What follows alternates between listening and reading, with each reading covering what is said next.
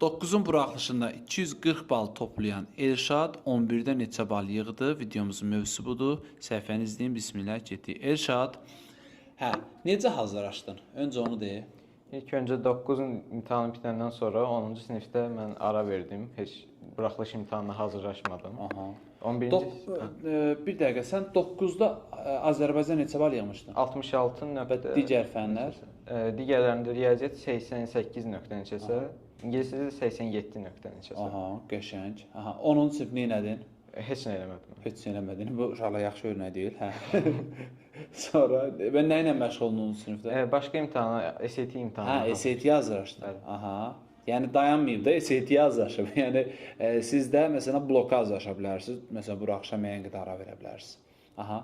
Sonra 11-ci sinifdə də mən sentyabrdan MV Akademiya ilə buraxılışı Azərbaycan dili və riyaziyyatdan hazırlaşdım. ha, Azərbaycanlı oldu. Neçə bal? 93.3, riyaziyyat 100. 100%. Deməli 88 baldan 100%. Deməli 100 bala qaldırdın. Azərbaycan 66-dan 93-ə, ingilis dili İngilis dili 90, təxminən 90 neçəsə 96 olmalı idi. Əla, qəşəng.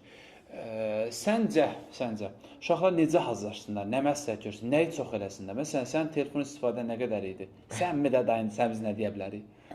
Ümumi götürsə istifadə edirdim, amma mənim mane olduğunu hiss edəndə kənara qoyurdum.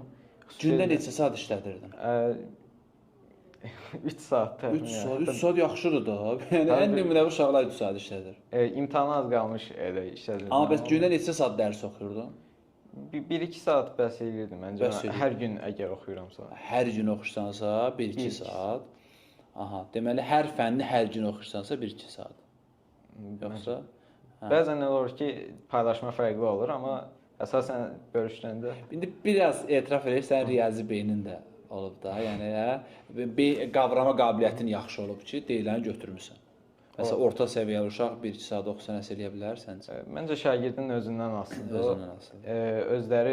Özlərini daha yaxşı tanıyırlar ona uyğun. Ki ona neçə saat bəs edir. Aha, bəli. Aha. Əla. Tələbə həyat necədir? Yaxşıdır mənim çox. Dəyər ona görə bu əziyyət.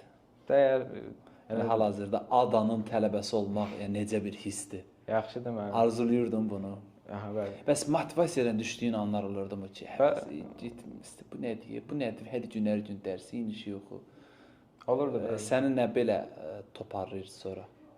Məncə həm müəllimlərin, həm özümün, həm valideynlərimin əziyyətini yerdə qoymamaq. Aha. Onlar Əla.